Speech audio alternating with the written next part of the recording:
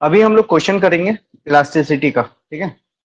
General properties of matter को start करते हैं, इलास्टिसिटी, फिर सरफेस टेंशन करेंगे, उसके बाद विस्कोसिटी करेंगे।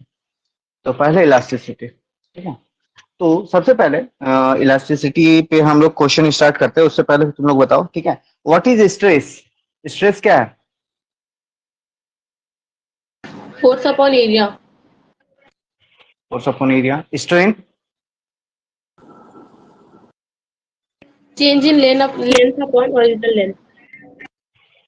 Hooks law? Stress is directly proportional to strain. Within which limit?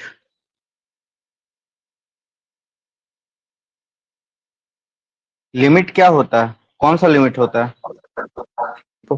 Limit of अच्छा, जो जो वैसा मटेरियल जो हुक्स लॉ को फॉलो करेगा, उसको हम कौन सा मटेरियल बोलते हैं? Elastic material. Elastic material. जो फॉलो ना करे? Plastic material. चलो ठीक है, स्टार्ट करते हैं। क्वेश्चन नंबर 1 है, ठीक है। ये देखो, जो हमारा मतलब कि स्ट्रेन स्ट्रेस रेशियो होता है, उसको हम लोग फिर बल्क कोफिशिएंट ऑफ इलास्टिसिटी देते हैं, ठीक है। तो अलग अलग है, लॉन्गिट्यूडनल का है अलग, वॉल्यूमेट्रिक का अलग है, ठीक है। तो इसी तरह, ठीक है, Young modulus, bulk modulus, rigidity modulus of elasticity को जो रिलेशन है, वो सही कौन सा रिलेशन है बताओ? ये तीनों में मतलब कौन सा ऑप्शन सही है? Which option is right between all three modulus of elasticity? Young modulus, bulk modulus, rigidity modulus, which relation is correct? Option A. A number sir. ठीक है, ये सब याद रखना, क्वेश्चन आ सकता है इससे। देखो, अब सेकंड है, वही क्वेश्चन है लेकिन थोड़ा सा अलग है। बताओ, relation between young modulus, bulk modulus, rigidity modulus.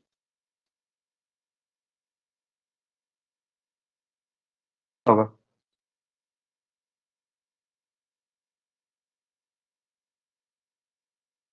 Sir बताओ। ए नंबर इसमें है। इसमें ए नंबर, बाकी कोई बताओ। सर यही डी वाला होगा। ऑप्शन ठीक से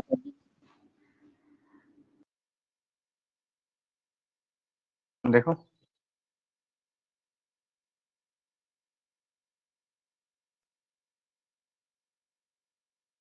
बोलो,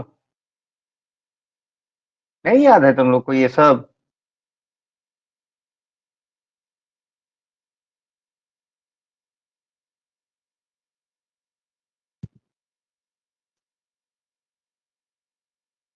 अच्छा, इसमें थोड़ा सा एक मिस्टेक है, ठीक है।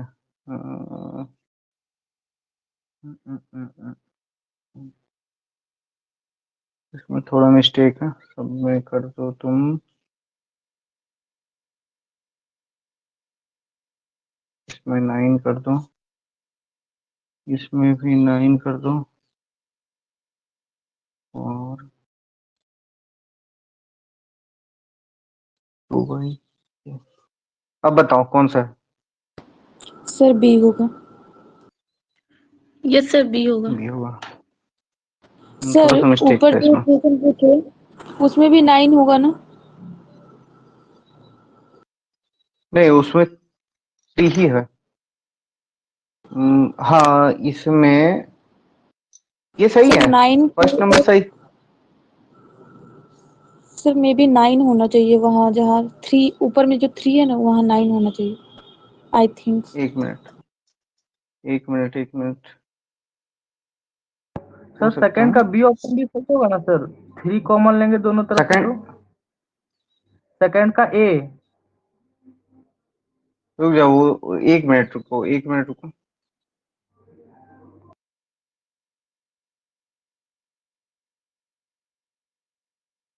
यहाँ पे ऊपर में 9 ही होना चाहिए, हमको भी वही लग रहा है, क्योंकि 3 से रहेगा तो वो तो पांच के ऊपर 9 होगा। एक मिनट रुको।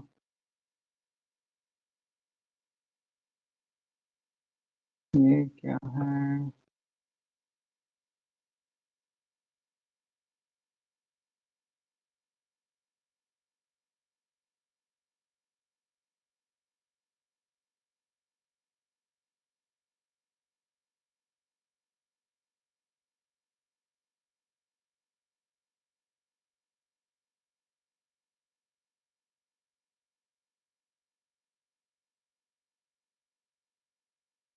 इसका मेरा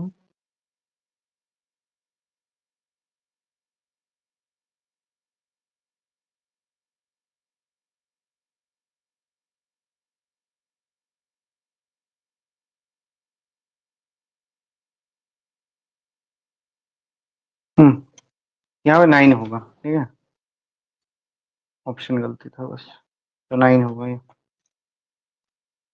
क्वेश्चन नंबर 3 बताओ। One load of 10 newton is attach to lower end of wire of radius 1 millimetre, the radius is. Sir option मतलब सेकंड का ए अभी सही होगा ना सर? सेकंड का ए, हाँ सेकंड का ए, एक मिनट रुक जाओ।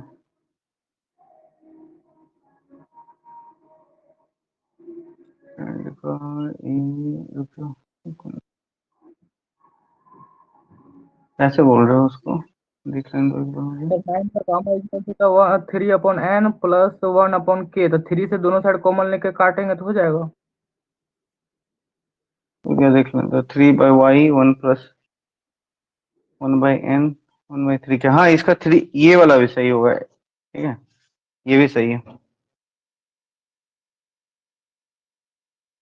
अब ये बताओ question number 3। One load of 10 newton is attached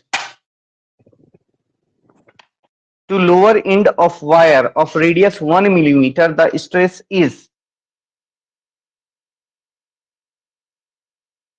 निकालो फॉर्मूला पे।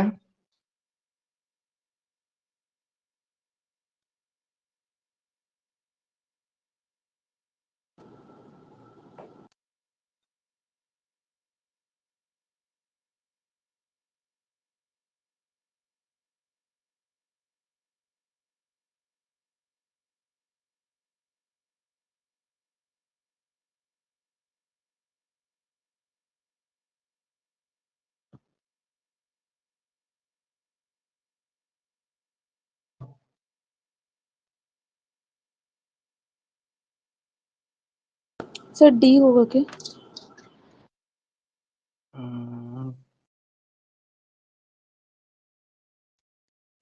डी की बी? D sir. नहीं sir option A. Sir option A होगा इसका आंसर, ठीक है। देखो यहाँ पे सबसे पहले तो यहाँ पे तुम्हारा फोर्स दिया हुआ है, ठीक है, 10 न्यूटन, और रेडियस दिया हुआ है मिलीमीटर में है, ठीक है, जिसको तुम मीटर में कन्वर्ट करोगे, मीटर में कन्वर्ट करोगे तो 10⁻³ मीटर आएगा, ठीक है।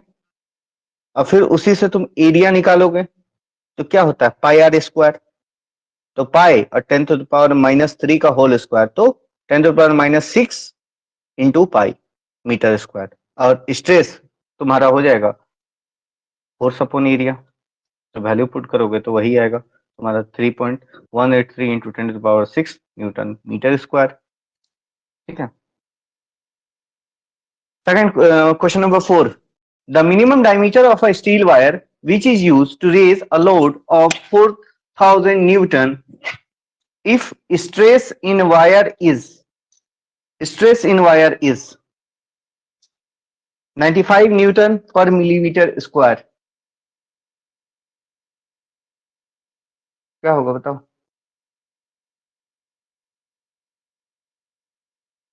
The minimum diameter of steel wire।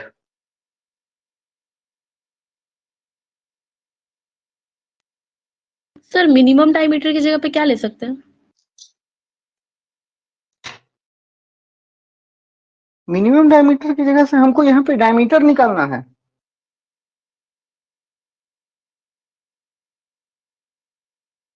Okay, sir.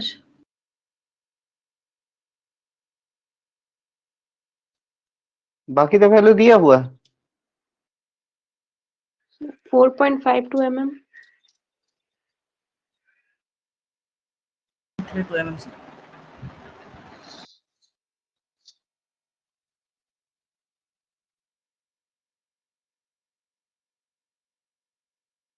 4.52, एक मिनट, इसका करोगे तो कैसे आएगा? फोर्स अपन एरिया 95 दिया हुआ है, ठीक है, 4000/95 तुम्हारा सिग्मा का वैल्यू आ जाएगा। सिग्मा का वैल्यू 95 है 4 पे। सबसे पहले एरिया निकालोगे तो एरिया निकालोगे तो फोर्स फोर्स बाय सिग्मा, तो 4000 डिवाइडेड बाय 95 न्यूटन, 95 करेंगे तो कितना आएगा? 42.10। अब एरिया मेरा 42.10 है, एरिया मेरा 42.10, तो एरिया इसकल टू कितना आएगा? 5/4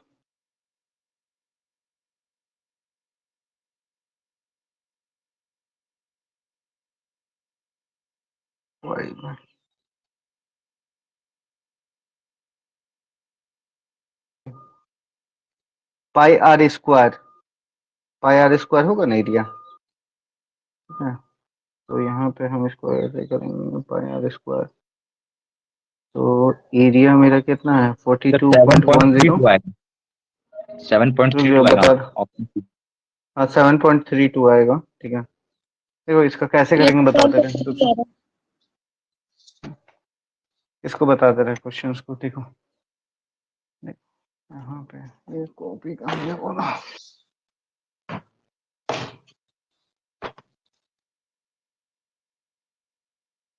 देखो यहाँ पे इसका आएगा आंसर 7.32, ठीक है।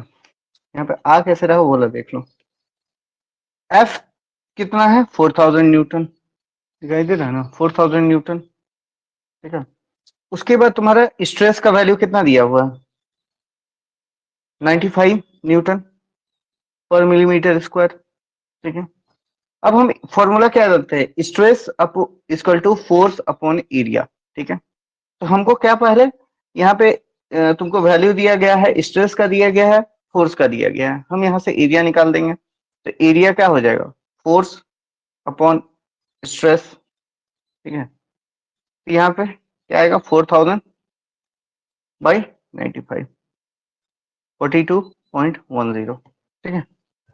अब देखो इसको तुम निकालोगे तो हम एरिया का फॉर्मूला क्या जानते हैं? एरिया का फॉर्मूला हम लोग जानते हैं पाई आर स्क्वायर, ठीक है। तो एरिया हमको पता चल गया 42.10, और यहाँ पे इसको क्या लेंगे? 3.14, ठीक है, इंटू आर स्क्वायर, ठीक है। कितना आ रहा है? डिवाइड करो, 4 13.40. डिवाइड करो 42.10 divided by 3.14, 13 point, R square equal to 13.40। अब इसी का तुम रूट ले लोगे,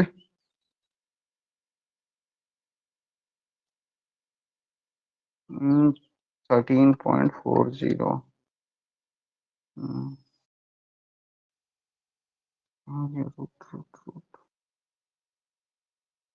रूट लोगे तो इसका वैल्यू आ जाएगा तुम्हारा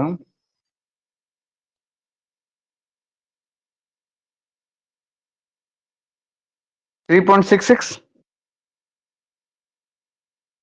आर लोगे 3 इसी को तुम मल्टीप्लाई कर दो, डी तुमको निकालना है तो 2r, 2 से मल्टीप्लाई करोगे कितना आएगा? 3,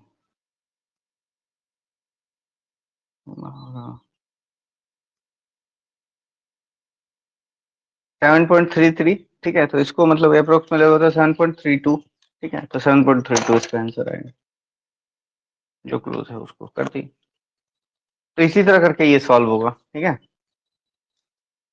जिसको भी मतलब कि नहीं पता चला हो, समझ में आ गया ना ये?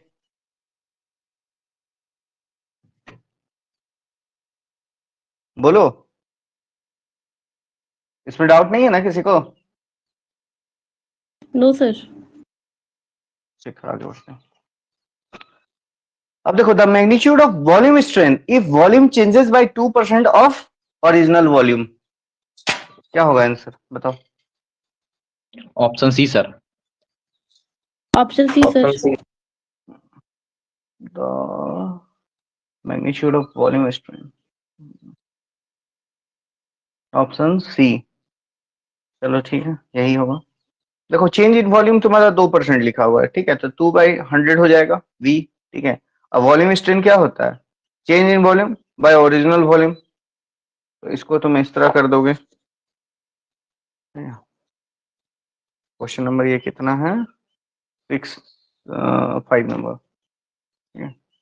5 में चेंज इन वॉल्यूम कितना बोला है?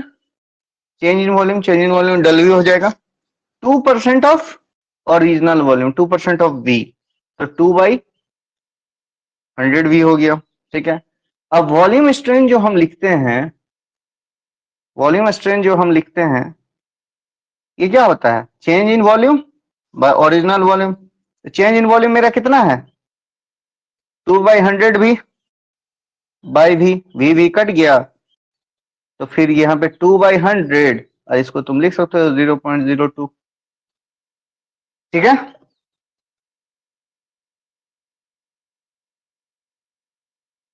बोलो, Clear है, sir. अब ये बताओ, question number 6, the resistance to deformation of a body per unit area. Stress, option A. Stress.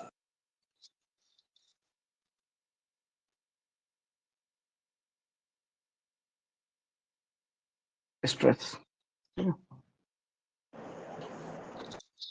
Force upon area, जो प्रेशर लगता है, ठीक है। The unit of G equal to कितना MPa, क्या है ये समझो? ऑप्शन सी होगा सर। तो ये क्यों हुआ बताना?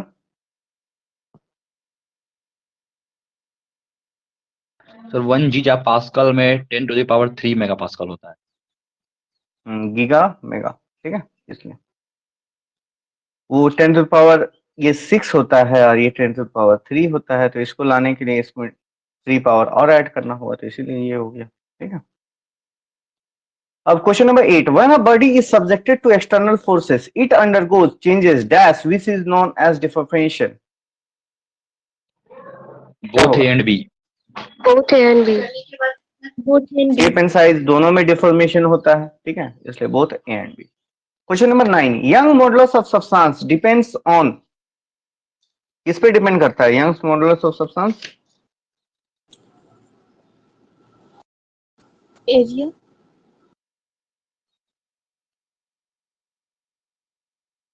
बताओ बाकी लोग। Area. Area.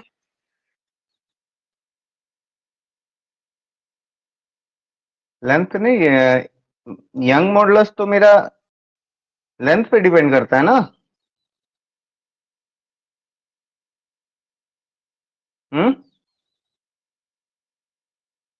बोलो, यंग मॉडुलस हम लोग किसका निकालते हैं? लॉन्गिट्यूडनल। यूज होगा तो एरिया के लिए होगा ना। लॉन्गिट्यूडनल के लिए करते हैं तो फिर एरिया क्यों हो जाएगा ये बताना?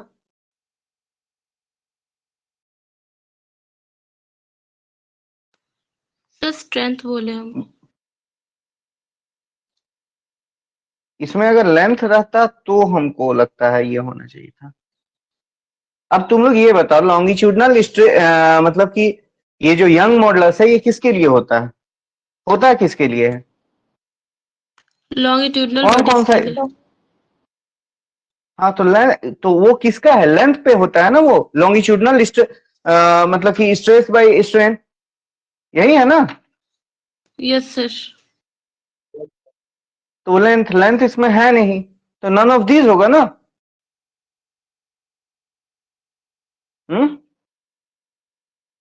होगा कि नहीं, समझ में आ रहा है कि नहीं, ये बताओ, क्लियर हो कि नहीं आंसर से।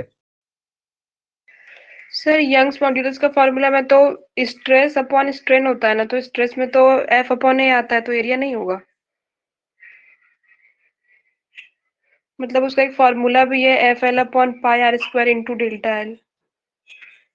तो वैसा कहेंगे तो मेरा तीनों तीनों मॉडुलस तो फिर एरिया पे डिपेंड करेगा।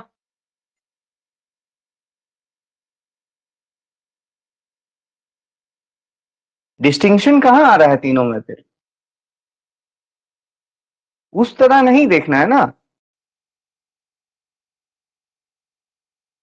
फोर्स अपन एरिया ओके देखो, sir. Pressure,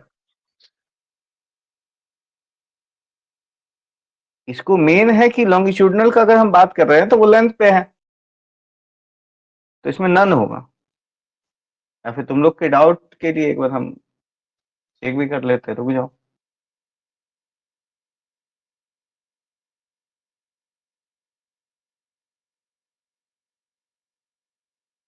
modulus of elasticity,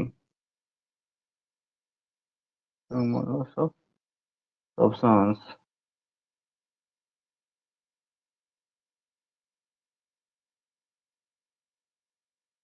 इस पे होना चाहिए।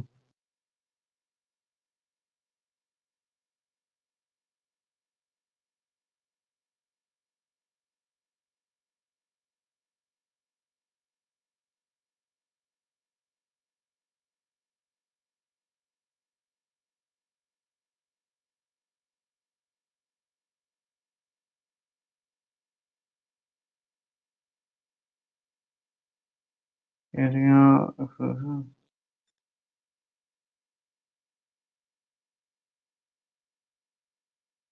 देखो अगर लेंथ भी रहेगा ना तो वो उस पर डिपेंड नहीं करेगा, ठीक है।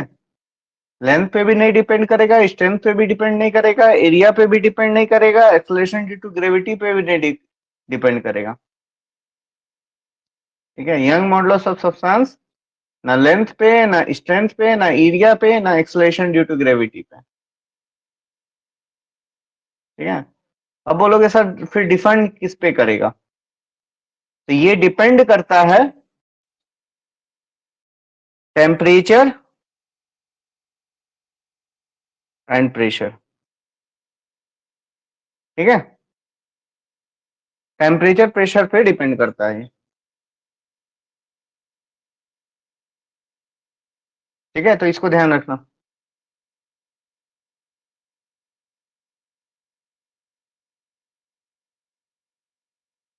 क्लियर हो, आगे बढ़े, कुछ डाउट है बोलो। सर बल्क मॉड्यूलस किस पे डिपेंड करेगा? रुको, बल्क मॉडुलस वो भी तुम्हारा तो एक्सपैंड वाला है ना, सब्सटेंस में टेम्परेचर प्रेशर उसमें भी होना चाहिए।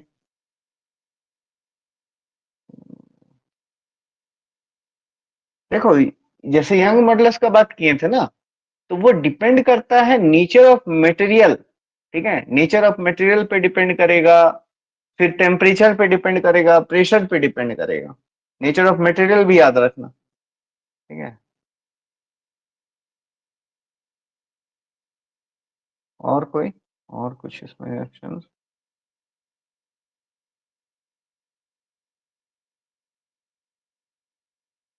Temperature pressure nature of material पे यंग मॉडुलस डिपेंड करता है, ठीक है। और कुछ आंसर है इस पे,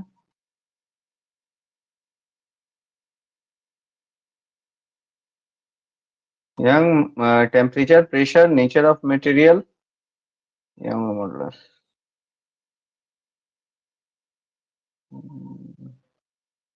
दो नोट पे भी सारे जगह वही, modulus of elasticity.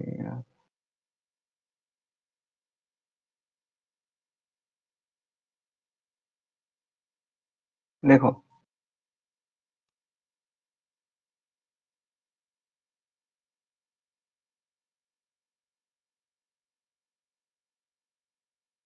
Elongation temperature पे डिपेंड करता है, प्रेशर पे, इम्प्योरिटीज पे, ठीक है, नेचर ऑफ मटेरियल पे। हम कैसे बाकी इसको बता देंगे। और बल्क मॉडुलस का पूछ रहे थे ना।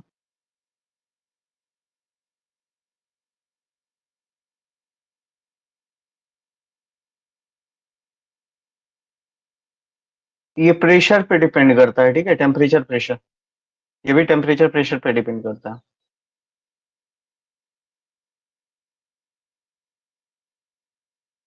ये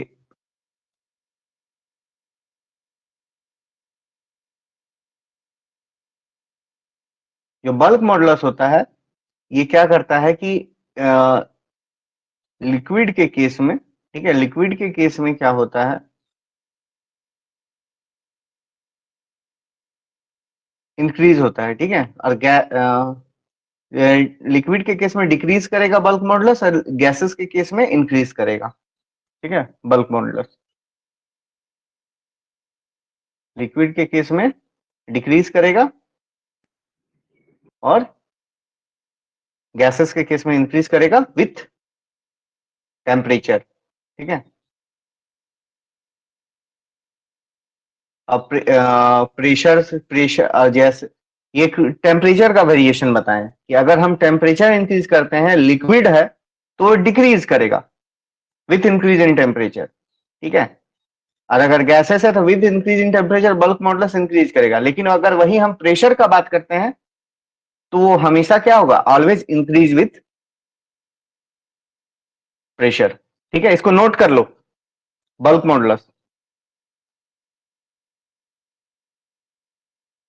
दोनों में, temperature pressure, nature of material, ठीक है, इम्प्योरिटीज, ये सब सारी चीजों पे डिपेंड करता है।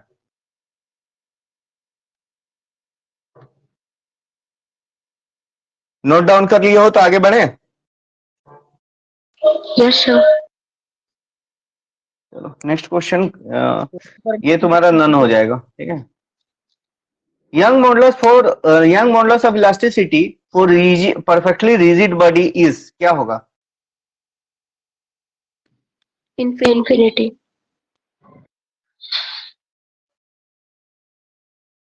परफेक्टली रिजिड बॉडी है,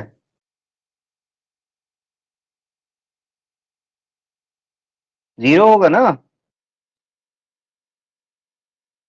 वो अगर रिजिड बॉडी है तो एक्सपेंड करेगा, सर उसका स्ट्रेन जीरो होगा, लेकिन उसका यंग्स मॉड्यूलस तो फिर समथिंग बाय जीरो, तो फिर इन्फिनिटी हो जाएगा ना वो।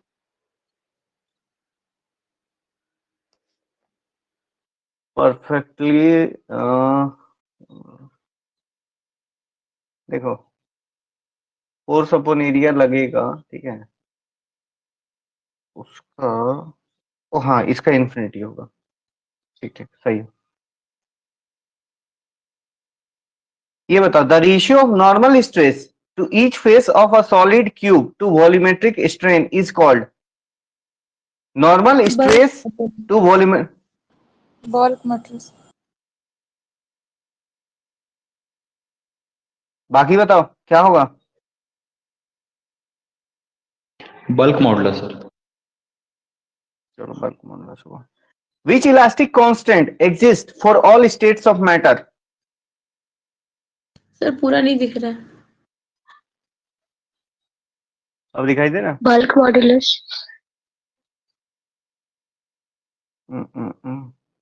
बल्क मॉडुलस होगा सर। हाँ bulk modulus. Which relation hold good with bulk modulus? कौन सा रिलेशन सही है? Bulk modulus of solid greater than liquid greater than gas, या फिर option A. A number sir. यही होगा। अब ये बताओ, within elastic limit shear stress is dash directly proportional. Option D. क्या होगा बताओ, बाकी लोग बोलो।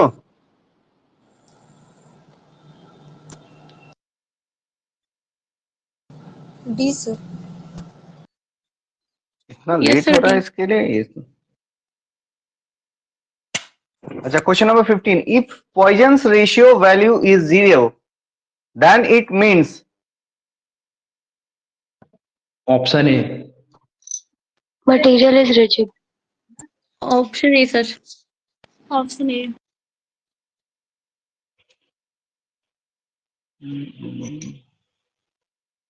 The material is rigid. चलो, ये तुम्हारा इलास्टिक का कंप्लीट हुआ। ठीक है, तुरंत लेफ्ट करके ज्वाइन करो। हम लोग करेंगे क्वेश्चंस नेक्स्ट चैप्टर, यानी कि सरफेस टेंशन। ठीक है। Okay, sir.